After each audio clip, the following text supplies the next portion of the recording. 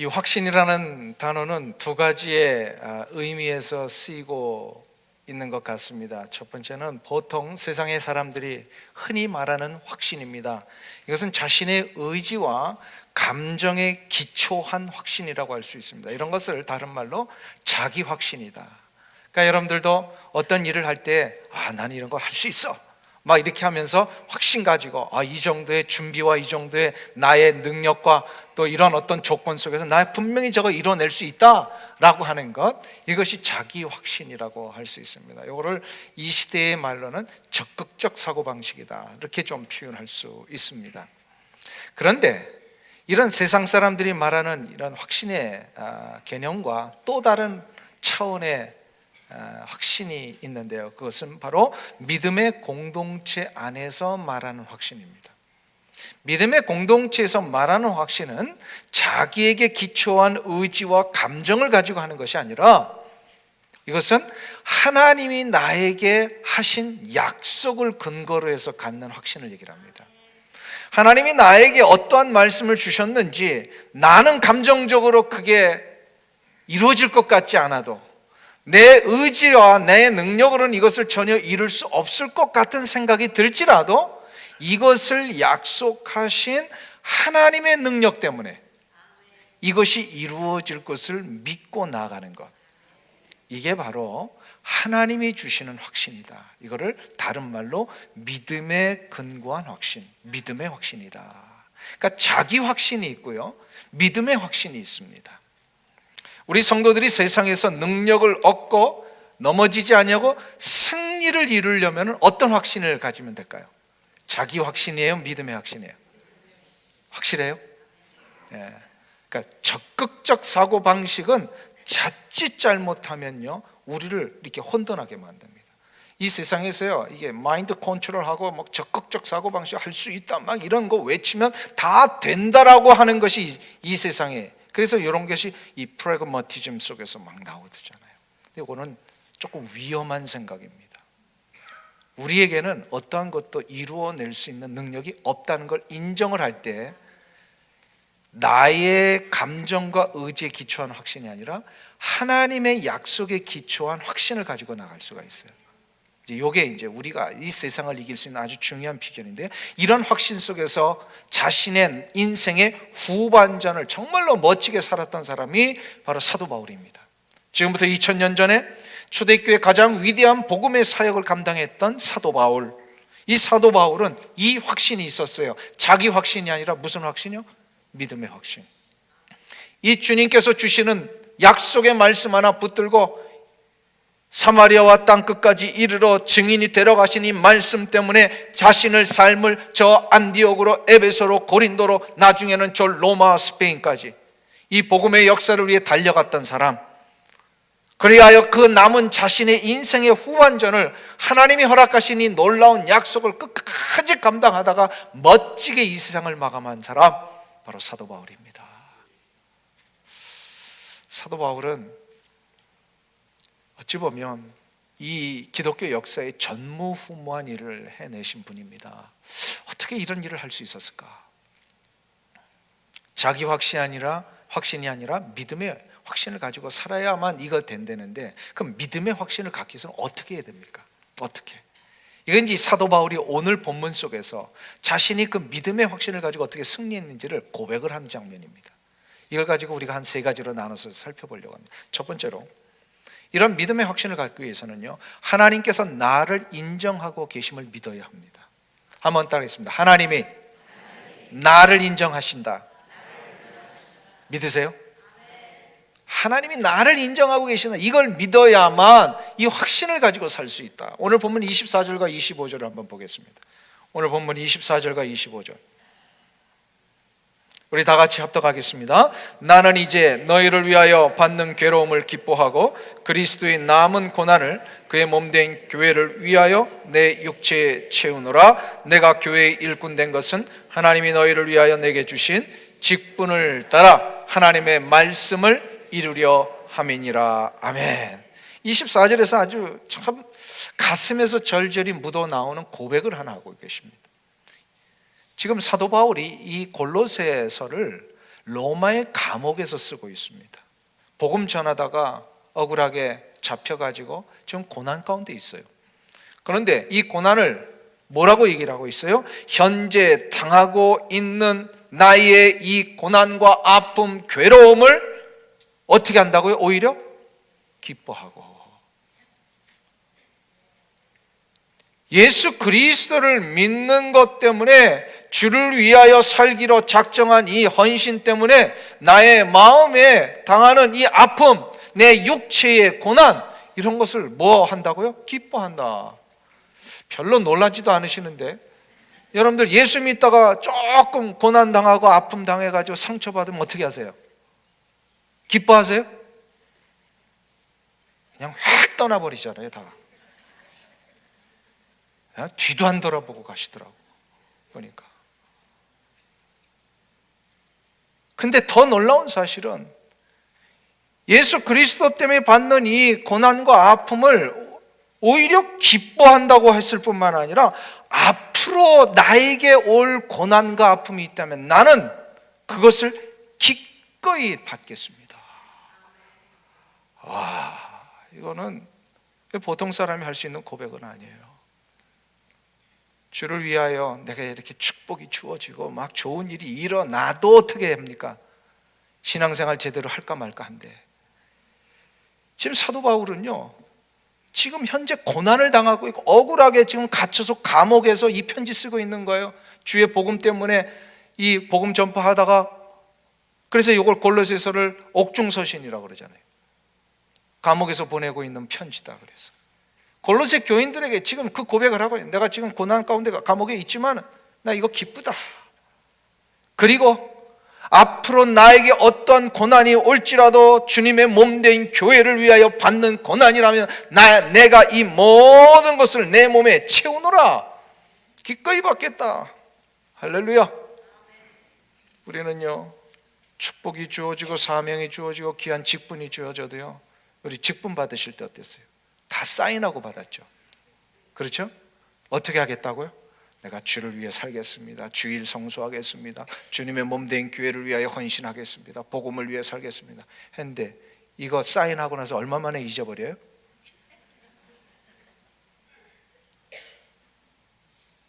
뭐 한 석 달 가나요? 근데 어떻게 사도 바울은 이런 고백을 하실 수가 있을까? 뭐 영광이 아니고 책임이 아니라 그냥 이런 고난이 왔는데, 이거 지금 고난도 힘든데 앞으로 고난도 내 육체에 다 채우고 가겠습니다. 그런데 가만히 이 본문을 보니까요, 그렇게 고백했던 아주 결정적인 이유가 하나 있어요. 바로 뭐냐면 하나님 앞에 자기가 인정받았다는 걸 확신했어요. 자기 같은 인생, 자기 같은 과거를 가진 자, 자기같이 이렇게 정말로 처참하게 어느 누구 앞에서도 내세울 것이 없었던 부끄러운 일들을 했던 나 같은 자가 하나님이 인정하셔서 하나님 앞에 인정받은 자로 이렇게 쓰임받고 있다는 거, 이거 생각하니까 이거는 이제 주를 위해 내가 목숨 바치겠다, 이런 결단이 나올 수밖에 없었더라는 거예요. 그런데 자기가 인정을 받았다라고 하는 것은 뭐 때문에 인정을 받았다고 생각했을까요? 뭐 내가 하나님 앞에 인정받은 사람입니다 이렇게 한다고 다 인정되는 게 아니잖아요. 그 증거가 있어야 되잖아요. 나에게 어떤 일이 일어났기에 그는 과연, 사도 바울은 과연 자기 자신이 하나님 앞에 인정받았다라고 생각했을까요? 그게 바로 뭐냐면 사도 바울은 그 어느 누구에게서도 줄 수 없었던 이 복음의 사명을 자기에게 주셨다라는 거예요.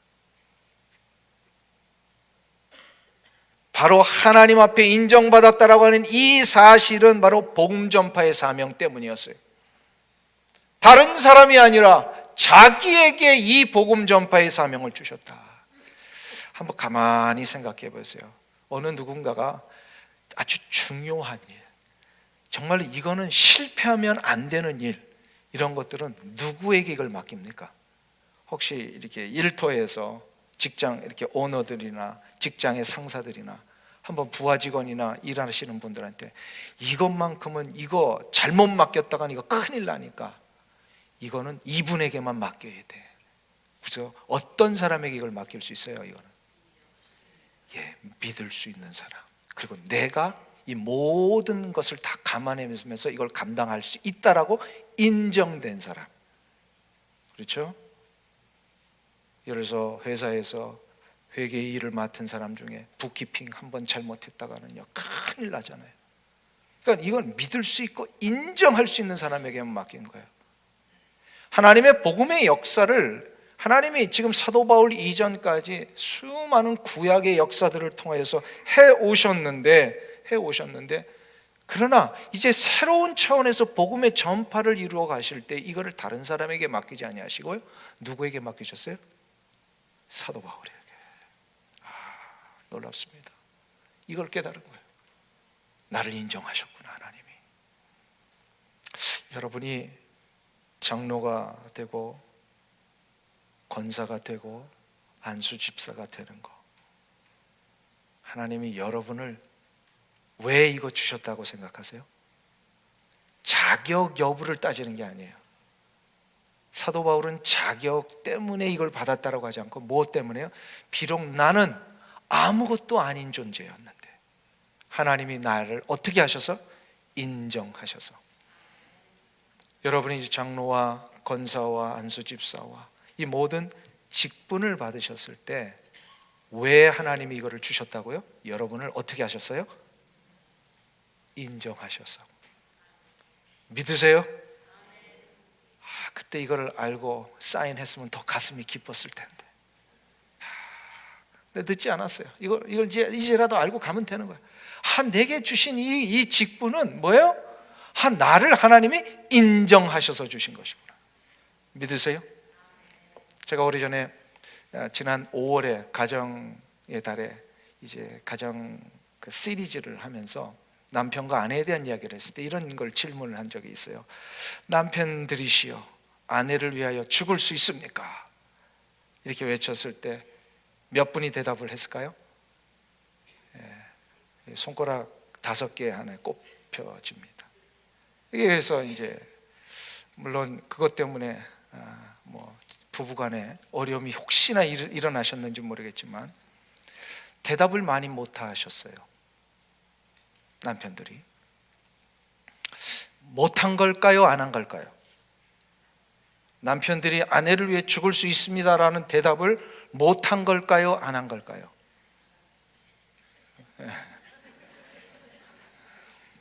못한 분도 조금 계시지만 대부분 뭐냐면요, 이렇게 하고 싶지 않은 분들이 혹시 있을지 모르겠습니다.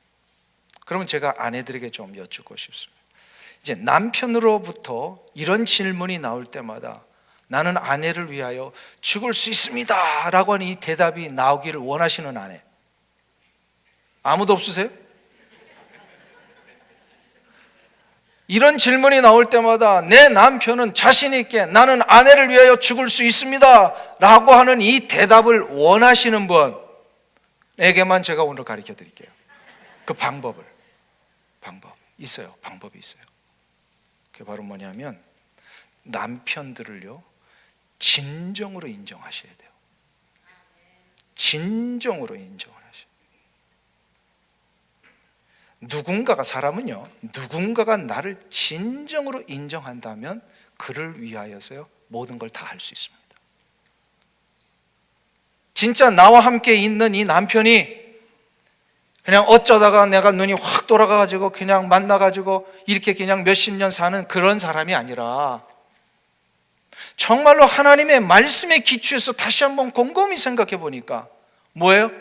하나님이 창세전에 우리의 만남을 계획해 놓으셨고, 이건 무슨 이 복음성 가사에만 나오는 얘기가 아니에요. 이거는 성경에서 말씀하고 계시는 거예요. 이미 우리가 하나님을 알지도 못했을 때 하나님이 우리를 아셨다 그랬잖아요. 하나님께서 창세전에 경륜 가운데 우리의 만남을 계획하시고 때가 되매 너는 횟가닥하게 해서라도 만나게 하신 거예요. 그래서 만난 이 두 사람을 어떻게 해요? 그 가정의 남편으로 아내로 서로가 서로의 역할을 감당하며 아름다운 가정을 이루어 갈 수 있도록 하나님이 지금도 운행하고 계시는 겁니다. 믿으세요? 그러니까 남편을 생각할 때마다 어떻게 되냐면 하나님이 창세전에 나를 위하여 준비해 주신 하나님이 허락하신 배필이구나, 이거를 진정으로 인정할 수 있느냐. 다시 한번 여러분에게 여쭙겠습니다. 사랑하는 아내들이시여, 남편들은 창세전에 하나님이 여러분을 위하여 예배해 놓으셨다가 때가 되면 만나게 하신 진정한 여러분의 배필임을 믿으십니까? 아멘. 또 별로 인정을 안 하시는데 설교를 더 이상 진행을 못 하겠어요. 진정으로 이 남편은 나에게 하나님이 허락하신 배필이다. 근데 한 가지 더 해야 됩니다. 이거를 자녀들과 공적인 석상에서요 인정하며 선포할 수 있어야 합니다. 특별히 자녀들 앞에서 아버지는 그냥 아버지가 아니라 이 가정의 제사장으로 세우신 영적인 가장이다. 이거를 인정할 수 있어야 합니다. 그러면 이걸 진짜 인정받으면 어떻게 되죠? 아내들이요, 남편은 어떠한 상황 속에서도 남편은 아내를 위하여 모든 것을 할 수 있습니다. 심지어 죽을 수 있습니다. 믿으십니까? 믿는 자에겐 그런 일이 있을지어다. 안 믿으면 할 수 없어요. 이제 여러분의 이제 책임이에요. 저는 알려줄 거 다 알려줬어요. 그렇죠? 여러분이 알아서 하시는 거예요. 사도 바울은요, 하나님 앞에서 자기가 인정받았다라고 하는 이 사실을 깨닫는 순간부터요 하나님을 위해서 모든 것을 던졌어요. 그가 하나님 만나기 전에 하나님을 알았다고 했지만 하나님을 인격적으로 만난 적이 없어요. 왜요? 예수 그리스도를 몰랐으니까. 예수 그리스도를 만나기 전엔 그가 어떻게 산 사람이었어요? 자기 확신에 찬 사람이에요. 자기의 가문과 자기의 학벌과 자기의 출신 성분과 지금 현재 누리고 있는 자기가 가지고 있는 가장 소위 말하면 소장파 엘리트 의식, 그래가지고 가장 앞서가는 정치적인 그 권력의 핵심에 있었어요. 제사장 그룹과 바리새인 그룹으로부터 이 살인 면허까지 받은 사람이에요. 너가 가는 곳에 우리 유대 종족을 위하여서 유대인들을 위해 어떤 일을 하든지 우리가 다 허락하겠다. 그래가지고 그가 의기양양하게 이 유대인들의 이 어떤 공동체를 해친다라고 생각했던 기독교인들, 그리스도인들을 죽이기 위해서 올라갔죠. 다메섹에. 이러한 그 모든 권한까지도 받았던 사람, 사도 바울은 자기 확신에 찬 사람이에요. 자기의 조건과 자기의 능력을 가지고 이거 이룰 수 있다라고 생각한 사람이었어요. 그가 그런 확신에 찬 삶을 살다가 다메섹 도상에서 예수 그리스도 만나고서 어떻게 합니까? 오호라, 나는 곤고한 사람이로다. 누가 나를 이 사망의 몸에서 건져내랴. 자기가 아무것도 아니고 자기의 죄된 본성으로 가득 차 있다는 것을 그가 드디어 깨닫기를 시작합니다. 그가 그래서 계속해서 시간이 지나면서 자기를 표현할 때 뭐라고 고백을 합니까? 나는 곤고한 사람이로다 했다가 오호, 나는 죄인으로소이다. 그다가 나중에는 맨 마지막에 무슨 고백을 하죠? 나는 죄인 중에 괴순이라. 점점 시간이 갈수록 자기는 아무것도 아니라는 것을 알게 되었어요. 그런데 아무것도 아닌 자기 같은 자에게 하나님이 어떻게 하셨어요? 아주 놀라운 역사를 하나 주셨어. 내가 너 인정하니까 이 복음 들고 가라. 복음 들고 가라. 나 같은 자에게 이 사명 주셨으니까. 그가 그래서 주님을 위하여 이 받는 고난 기쁘며 앞으로 받을 고난이 있다면 내가 기꺼이 내 육체에 다 받겠습니다. 이것이 인정받은 자에게 나타나는 축복입니다. 하나님이 나를 인정하신다라고 하는 이 사실을 붙드는 자 결코 삶에서 넘어지지 않습니다. 사도 바울은 감옥에 갇혔는데 넘어지지 않았어요. 사도 바울은 죽음의 위험이 왔을 때 두려워 떨며 인생을 포기하는 자 되지 않았어요. 강도의 위험과 폭풍의 위험 속에 부들부들 사람들은 떨면서 이제 인생 끝났구나 했는데 사도 바울은 끝나지 않았다고 생각했어요. 왜요? 자기의 사명이 아직 끝나지 않았으니까. 사명이 끝나지 않으면 하나님 데려가신다, 안 데려가신다? 한번 따라하겠습니다. 안 데려가십니다. 사명이 끝나지 않으면 안 데려가요. 사도 바울은 그 확신이 있었잖아요. 그 사명에 차니까요, 막 이 유라굴라 광풍이 일어나가지고 모든 사람들이 다 죽겠다라고 했는데 뭐예요? 죽지 않습니다 선포했어요. 전날 밤에 하나님 나에게 얘기를 하셨어요. 우리 다 살려주시겠다고 약속했다고. 할렐루야. 이런 담대함이 일어나는 거예요. 아, 그렇구나. 사명에 찬 삶을 사는, 특별히 나 같은 자에게 이런 귀한 직분을 주셨다, 나를 인정하셨구나 라고 하는 이것을 믿는 자에게는요 반드시 승리가 있을 줄로 믿습니다. 그럼 두 번째로 사도 바울은 어떠한 확신을 가지고 있었느냐? 나 같은 자를 인정해 주셨기 때문에 나는 이제 하나님 앞에 부름받는 그날까지 나에게 맡겨주신 이 일을 끝까지 감당해서 난 사명에 대한 확신이 있었어요. 사명. 우리 28절을 보겠습니다. 골로새서 2장 28절. 우리 오늘 본문 다시 한번 28절 합독하겠습니다. 우리가 그를 전파하여 각 사람을 권하고 모든 지혜로 각 사람을 가르침은 각 사람을 그리스도 안에서 완전한 자로 세우려 함이니. 나같이 아무것도 아닌 자에게 하나님이 이렇게 귀한 복음 전파의 사명 주셨는데 이제 내가 이 사명 가지고 살겠습니다. 확신했던 그 사명이 하나 있어요. 그래서 그게 바로 뭐냐면 말씀을 가르쳐서 사람 세우는 일을 하겠습니다. 이 일을 하게 된 것은요 하나님의 특별한 이 섭리와 경륜 속에 이루어진 것이다라고 25절에서 밝히고 있습니다. 25절을 한번 보세요. 같이 합독합니다. 내가 교회의 일꾼이 된 것은 하나님이 너희를 위하여 내게 주신 직분을 따라 하나님의 말씀을 이루려 함이니라.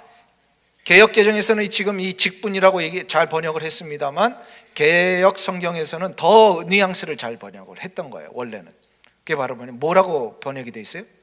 경륜이다 이렇게 돼 있어요. 하나님의 특별한 계획과 이 섭리 속에 우리에게 주신 구체적인 뭔가가 있다라는 거예요. 이걸 다른 말로 대사명이다. 영어로는 Great Commission이라고 그러죠. 이 Great Commission은 실은 마태복음 28장에 나오는 아주 중요한 마지막 하나님 앞에서 받은 사명을 얘기를 합니다. 우리 한번 찾아보실까요? 마태복음 28장 18절에서 20절까지 말씀, 53페이지 신약성경에 있습니다. 이게 Great Commission이에요. 이거를 이제 사도 바울이 이거를 깨닫고 나서 자기가 사명을 감당하기로 시작했다라는 거예요. 마태복음 28장 18절에서 20절까지 말씀입니다.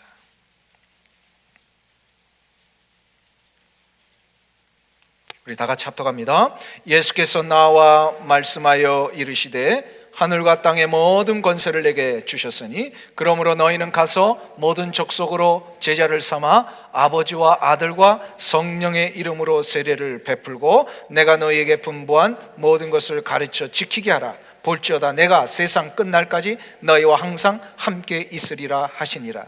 이것을 왜 대사명, Great Commission이라고 하냐면 예수님께서 부활 승천하시기 바로 전에 제자들과 모인 무리 500명에게 허락하신 마지막 유언과 같은 명령이시기 때문에 그래요. 이건 마지막 가장 중요하고도 큰 명령이다. 그래서 대사명, Great Commission이다 이렇게 부릅니다. 근데 여기 핵심이 뭐예요? 어떻게 하라는 거예요? 가서 뭐 하라는 거예요? 복음 전하라는 거예요. 제자 삼아라. 근데 어디까지 복음을 삼는 거예요? 세상 끝날까지, 끝까지. 근데 요거를 이 마태는 요거를 이제 주님의 그 말씀에 자기의 관점에서 이거를 해석해서 쓴 거예요.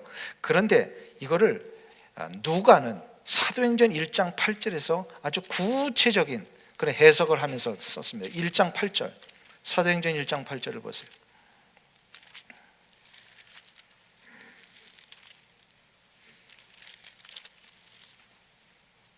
(187페이지) 똑같은 말씀인데요 누가는 이거를 또 다른 관점에서 해석해서 썼습니다.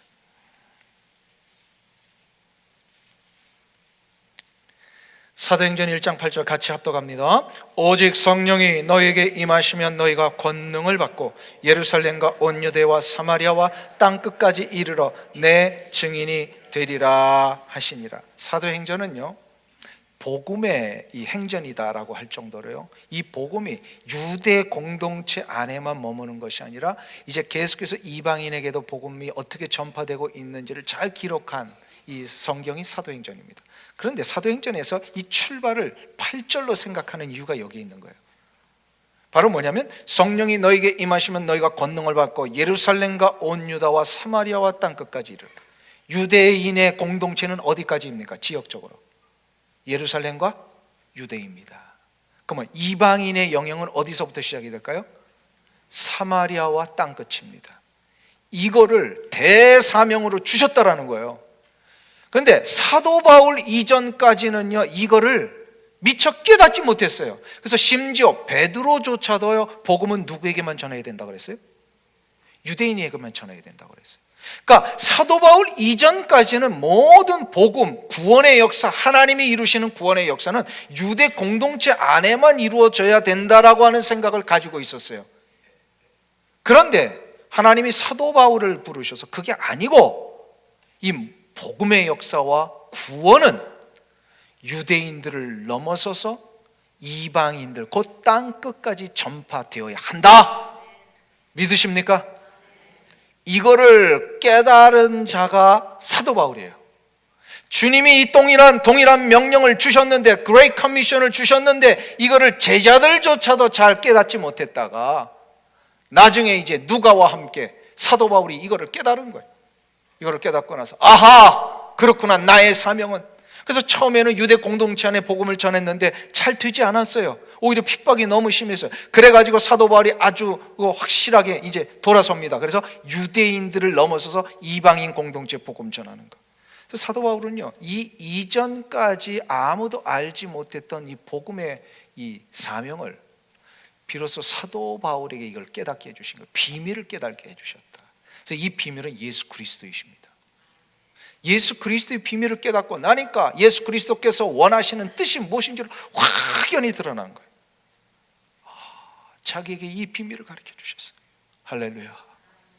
여러분들은 비밀이 있으면요, 이걸 누구에게만 말하십니까? 예? 비밀은 누구에게 얘기를 해요? 이거 비밀이 탄로나면 안 되니까 이 비밀을 끝까지 붙들고 갈 수 있는 믿을 만한 사람, 확실한 관계가 있는 사람, 이런 사람에게 사도 바울은요, 지금 그 깨달음을 가지고 이런 비밀을 다른 사람이 아닌 나 같은 자에게 이거를 주셨다니, 나 같은 자에게 주셨다니. 어떤 남편이요, 결혼을 하고 나서 아내에게 자신의 비밀을 결심과 결심 끝에 이제 드디어 고백을 했답니다. 바로 첫사랑에 대한 고백입니다. 이런 고백은 하면 돼요, 안 돼요? 안 돼요? 이 남편이 첫사랑에 대한 고백을 했어요, 아내에게. 그 첫사랑은 바로 중학교 때 국어 선생님이었습니다. 마음먹고 이것을 아내에게 고백을 했는데 결혼 내내 아내가 이것을 약점을 가지고 이제 놀리기를 시작하고, 그때 첫사랑 뭐 이러면서 이제 막 남편을 이렇게 막 휘어잡으려고 하는 그런 식이에요. 근데 나중에 알고 보니까 남편이 사실은 나중에 아내들은 결단코 남편 앞에서 첫사랑 얘기를 하지 않는다라는 것을 알게 됐습니다. 자, 그럼 보세요. 남편은 아내에게 첫사랑에 대한 고백을 했어요. 근데 아내는 남편에게 첫사랑 고백을 안 했어요. 그러면 누가 누구를 더 사랑하고 누가 누구를 더 믿는 겁니까? 남편이 아내를 더 믿어요? 아내가 남편을 더 믿어요? 비밀을 고백한다라고 하는 것은 무슨 뜻이에요? 이 비밀을 받는 사람을 내가 믿는다는 얘기입니다. 그렇죠? 그러니까 이 케이스에는요, 남편이 아내를 더 믿는다라고 봐야 합니다. 믿는다라고 하는 것은 뭐예요? 그러니까 이런 누군가가 고백을 하고 비밀을 가르쳐주면요, 이걸 가지고 꼬투리 잡고 언젠간 요거 내가 써먹으리라 하면 안 되고 어떻게 되는 거예요? 나를 이렇게 믿고 있구나, 나를 이렇게 사랑하고 있구나 라고 여겨야 된다라는 거예요. 지금 사도 바울이 그거를 깨달았어요. 어느 누구에게도 사도 바울 이전에는 가르쳐 주시지 않았던 이 복음의 영역을, 구원의 비밀을, 곧 예수 그리스도는 온 인류를 위하여 이 땅에 오셔서 구원의 역사를 이루셨다는 이 사실을 유대인들에게만 해당되는 거야. 이방인들에게도 이걸 전해야 되겠다 라고 최초로 이 사명을 깨닫고 이 비밀을 깨닫은 것 가지고 나간 자, 사도 바울은 이거 놀라운 역사였어요. 놀라운 역사. 그렇기 때문에요, 우리는 지금 누구 때문에 구원을 받았는지를 잘 생각할 수 있어야 합니다. 만일에 사도 바울이 없었다면 우리 구원 받을 수 있었을까요? 사도 바울이 없었다면 아니에요. 사도 바울이 없었다면 유대 공동체 안에 있는 사람들만 지금 계속해서 복음의 역사가 일어났을 거예요. 근데 사도 바울이요, 이걸 깨닫고 나서 그 시리아 땅, 그 안디옥까지 복음을 전하고요, 그 넘어서 에베소의 사람들에게, 고린도의 사람들에게, 빌립보의 사람들에게, 더 넘어서는 그리스와 저 로마와 스페인까지 이 복음의 역사를 자꾸 확장했기 때문에 말씀 그대로 땅 끝까지 이르러 복음의 증인이 되리라. 사도 바울은 믿었어요. 유대와 사마리아와 땅 끝까지 이르러 이 복음이 전파되어야 하리라 라고 하는 주님의 말씀, 내가 실천할 때 하나님 이루실 것이다. 그래서 이 사명 가지고요, 그는 진짜 전했어요. 그러니까 로마가 복음화되니까 유럽이 복음화되고, 유럽이 복음화되니까 바로 이 북아메리카와 남아메리카가 복음화되고, 북아메리카 미국이 복음화되니까 결국은 이 복음이 태평양을 건넜어요. 동방의 고요한 나라 조선 땅에 복음이 전파되었고요, 그 조선 땅에 복음이 전파된 이 이유 때문에 지금 저와 여러분들이 예수를 믿게 된 거예요. 믿으십니까? 그러니까 이 놀라운 비밀을 깨달아 이 비밀 때문에 내가 이 사명을 그대로 순종하며 살 때에 하나님은 이 사명을 사는 자를 통하여 생각하지도 못한 놀라운 일들을 이루어 가시더라는 겁니다. 믿으세요? 네. 그러니까 우리가 전혀 해당되지도 않았던 영역에 있던 나 같은 자가 구원의 역사를 얻었기 때문에요, 나와 똑같은 처지에 있는 자들을 위해 언제 어느 때 만나든지 간에 이 일이 열려 있다라고 하는 것을 전해야 합니다. 그래서 우리의 주업은 복음 전파가 되어야 되고요, 우리가 땀 흘려 일하는 일터와 직장은요, 우리의 부업이 되어야 합니다. 한번 따라하겠습니다. 주업은 복음 전파, 부업은 나의 일터. 인정하기 싫으신가 보네요. 주업은 이 복음 전파예요. 그리고 이것을 위하여 내가 땀 흘려 일할 수 있는 현장을 주신 거예요. 믿으십니까?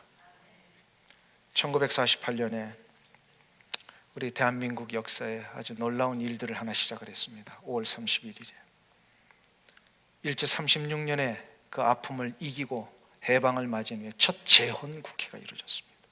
제가 한번 이거 말씀드린 적이 있는, 재헌국회 때 그 역사에 나오는 그 국회 속기록에 나와요. 한국이 어떻게 시작을 했어요? 기도하면서 시작을 했습니다. 재헌국회. 그때 재헌국회를 주관했던 이 초대 대통령 이승만 대통령이요, 신실한 기독교인이잖아요. 역사적인 일을 하나 했습니다. 독립을 주신 하나님 앞에 우리 감사하십시다. 그리고 36년 빼앗겼던 이 땅을 다시 한번 이렇게 자유의 나라로 만드신 하나님 앞에 감사하면서 이 첫 시작하는 재헌국회 우리 기도하며 하나님 앞에 나갑시다 라고 하면서 그때의 국회 부의장이었던 감리교 목사님 이윤영 목사님이 계세요. 이윤영 목사님에게 부탁을 합니다. 일어나셔서 대신 대표를 기도해 주십시오. 이때 많은 사람들이 같이 일어났어요. 같이 기도를 했어요. 그 기도의 대목 가운데 앞뒤를 조금 잘라서 중간에 제가 좀 전하고 싶은 내용을 여러분에게 잠깐 전해드릴게요. 한번 들어보세요. 하나님께서 오랜 세월 동안 이 민족의 고통과 호소를 들으시고 정의의 칼을 빼셔서 일제의 폭력을 굽히셨으며 세계인의 양심을 움직이시고 우리 민족의 염원을 들으심으로써 역사적인 환희의 날이 우리에게 오게 하시고 하나님의 섭리가 세계 만방에 드러나게 하셨음을 믿습니다. 고백의 핵심이 뭐예요? 일제 36년의 시간을 마감하고 우리에게 자유와 해방이 있음을 세계 만민에게 알릴 수 있게 해주신 것, 누구 때문이라는 거예요? 하나님 때문이다. 이 고백을 재헌국회 하는 첫날에, 개회하는 날에 이 기도를 올렸어요. 하나님 이 기도 기뻐하셨을까요? 안 기뻐하셨을까요? 기뻐하셨습니다. 대한민국이요, 보통 나라가 아닙니다. 미국만이 신앙의 기초에서 세워진 게 아니고요, 조선 500년의 역사를 마감하고 이제 대한민국이라는 국호를 가지고 시작을 했을 때는 이 대한민국은요, 기도하면서 시작한 나라예요. 할렐루야. 그러니까 2년 후에 6.25가 터졌는데 어떻게 됐습니까? 그냥 아무것도 준비도 안 되고 하다못해 탱크도 한 대 없었잖아요. 하다못해 비행기도 한 대 없었잖아요. 그래가지고 3개월 만에 그냥 완전히 무너져 버리고요, 낙동강에서 이제 나라 이제 결코 잃어버리느냐 안 잃어버리느냐, 여기 아주 사투를 벌이고 있을 때에 하나님이 어떤 역사를 이루십니까? 대한민국의 그 기도를 기억하셨어요. 전 세계를 움직이셨어요. 유엔을 동원하셨어요. 미국의 수많은 젊은이들이 이 땅을 위하여, 대한민국의 조선 땅을 위하여서요 헌신하겠다고. 수많은, 제가 지난 총회 때 워싱턴 가봤는데, 그 워싱턴에 가니까 그 링컨 마니멘트 앞에 그 참전 용사 기념비가 있더라. 거기에 보니까 6.25를 위하여서요 참전을 했다가 미국의 젊은이들 19살, 20살 되는 젊은이들이 죽은 이름들이 쫙 기록되어 있어요. 그런데 놀라운 사실은 한 90이 되신 한 노인이요, 벤치에 앉아서 그거를 보고 있는 우리들 앞에서요 자기 고백을 하시는데, 자기가 6.25 때 참전했던 분이에요. 그때 몇 살이셨습니까? 17대에서 참전하셨대요. 그러면서 그때 기억을 아직도 하면서 그때 지었던 시를 우리를 위해서 막 낭송을 해주시더라고요. 이런 일들이요 세계 역사에 유례가 없습니다. 그렇잖아요? 어떤 한 나라의 내전이 일어났는데 세계의 모든 유엔군이 참전한 예 6.25 이후에 별로 없어요. 베트남 전쟁에서 좀 그랬고요, 결코 없어요. 이 나라를 하나님이 어떻게 하시려고요? 살려내시려고. 기도 때문에 하나님이 그 기도 들으신 거예요. 제대로 된 기도 한 번 하니까 하나님께서 지금까지 우리 민족을 이루셨잖아요. 폐허가 되고 잿더미만 남아있는 6.25의 그 고통 앞에 이제 나라를 회복시키시는데 누구들을 통하여 일으키셨어요? 믿는 자들을 통하여, 기독교인들을 통하여. 그래서 50년대 60년대 이 교회들이 막 일어나면서 삼각산에서 그 수많은 부르짖는 자들이 막 일어났잖아요. 하나님 그 기도 들으셔가지고요 나라를 일으키시는데, 교회를 세우시고요 나라를 경제케 하시고, 70년대 80년대 아주 놀라운 붕의 역사가 일어나잖아요. 그리고 나서 90년대 세계 유례 없는 복음 전파의 사명을 감당하게 하십니다. 어떤 일이 일어났기에 이러한 축복을 주셨을까? 저는 1948년 5월 31일 대한민국을 시작했던 그 첫 재헌국회 개원식에서 하나님 앞에 드린 이 기도를 들으셨기 때문이다. 그때 국회의원들 가운데 예수 믿지 않는 사람들도 있었답니다. 예수 믿지 않는 사람들도 다 그 기도에 동참을 했어요. 이건 무슨 얘기입니까? 예수 믿는 자들 사명에 불타서 이 나라는 하나님이 책임지시고 이 나라는 하나님의 복음 때문에 이렇게 축복을 받았으니까 분명히 지켜주실 것을 믿습니다라고 하는 이 고백을 믿지 않는 자들 앞에서도 했던 그 국회의원들 때문에, 그 정치인들 때문에요 하나님이 이 나라를 붙잡아 주시는 거예요. 앞으로 우리나라들 하나님이 계속 붙잡아 주실 것을 믿습니다. 붙잡아 주실 거예요. 그러니까 기도하시면 돼요. 나라가 아픔이 있고 어려움이 혹시나 있는 것처럼 보이지만 하나님이 우리나라를 붙드시면 역사는 계속해서 이어져 갑니다. 아멘. 그때 그 국회의원들 가운데 하나님 앞에서 이 사명 깨닫고 기도했던 그런 분들 때문에 믿지 않는 자들이 영향을 받았어요. 저는 이것이 복음의 사명을 위하여 나가는 길의 첫 출발이라고 믿습니다. 자신 있게 복음을 가지고 나갈 때에 하나님은요, 우리의 이 작은 외침 앞에 다른 이들에게 하나님이 누구이신지를 알게 하십니다. 그게 바로 복음의 사명이에요. 그러니까 여러분의 땀 흘려 일하는 곳, 여러분이 허락하시는 장사하시는 곳, 이 기업의 현장, 직장의 현장, 그건 다 뭐예요? 복음의 역사를 통해 하나님이 누구이신지를 알려주라는 복음의 현장입니다. 아멘. 한번 따라하겠습니다. 나의 주업은 복음 전파이고 나의 부업은 땀 흘려 일하는 곳이다. 믿으십니까? 이 사명 가지고 사시길 바랍니다. 오늘 시간이 좀 많이 갔지만 하나를 더 하고 끝내야 될 것 같아요. 그래서 좀 시간만 지나면 자꾸 시계 보시고 막 이렇게 막 안절부절 하시는 분들이 계셔가지고 제가 시간이 좀 지나면 굉장히 부담이 되는데 오늘 이거를 좀 하나 마저 말씀을 드려야 될 것 같아요. 바로 뭐냐면 오늘 사도 바울은 이 사명에 대한 확신 이후에 한 가지를 더 중요한 것을 확신했습니다. 이게 세 번째 확신입니다. 그게 바로 뭐냐면 이러한 모든 것을 이루어가는 데 있어서 하나님이 나와 함께 하신다는 확신입니다. 29절을 우리 한번 보세요. 29절 말씀, 골로새서 1장 29절 말씀, 우리 다 같이 합독합니다. 이를 위하여 나도 내 속에서 능력으로 역사하시는 이의 역사를 따라 힘을 다하여 수고하노라. 한번 보세요. 이를 위하여, 이 사명을 위하여 나도 내 속에서 능력으로 역사하시는 이의 역사를 따라. 이게 무슨 얘기예요?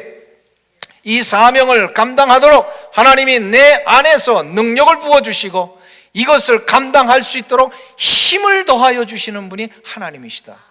믿으십니까? 우리가 사명을 가지고 많은 사람들이 나갈 때 실패하는 경우가 여기에 있는 거예요. 이 구절을 잘못 알아서 그러는 거예요. 다 동일한 사명 가지고 선교지도 가고요, 여러 가지 많은 일들을 하는데 어떨 때는 정말로 선교지 현장, 어떤 우리의 복음의 사명, 우리의 남은 인생을 하나님을 위하여 살겠다고 하는 사람들 가운데 보면요, 실패하는 분들이 있어요. 이것은 자신의 능력과 자기 확신을 가지고 나가기 때문에 그래요. 사도 바울은 분명히 고백합니다. 자기 속에 역사하시는 하나님의 능력을 따라 수고하겠다. 똑같이 땀을 흘려도요, 열매를 맺는 사람이 있고 열매를 맺지 못하는 사람이 있어요. 열매를 맺는 사람은 내 속에 역사하시는 하나님의 능력을 힘입어서 나가는 자예요. 그런데 열매를 맺지 못하는 자들은요, 바로 자기 확신 때문에 나가는 거야. 내 노력과 내 땀과 내 수고만 있으면 다 되는 줄 알아요. 물론 그 수고가 필요하지만 여기에 더 중요한 능력이 하나 부어져야 됩니다. 바로 전능하신 하나님의 함께 하심입니다. 그러니까 전능하신 하나님의 능력을 붙들고 가는 자에게는 모든 흘린 땀과 수고가 아름다운 열매를 맺게 되어 있습니다. 이건 자동이에요. 하나님의 능력 때문에. 아멘. 그러니까 누구를 붙들고 사느냐가 중요합니다. 믿으세요? 누구를 붙들고 사느냐. 이 힐러리 클린턴의 유명한 일화가 하나 있죠. 우리 미국 사람들 많이 아는 재미있는 조크입니다. 이 힐러리 클린턴이요, 자신의 남편과 함께 대통령 시절인지 대통령이 지나고 나서인지 잘 모르겠어요. 그다음에 자기의 두 사람의 고향 땅 이 리틀 락을 방문을 하게 됐습니다.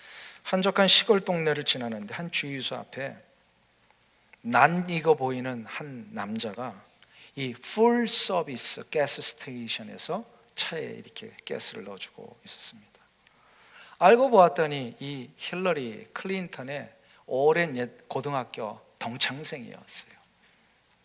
그러나 바빠서 얘기는 못했겠죠. 딱 지나가면서 남편 클린턴이 얘기를 합니다. 만일 당신이 저 남자와 결혼을 했다면 당신도 지금쯤 저 주유소에서 풀 서비스를 하고 있었겠지. 이렇게 이제 놀렸어요.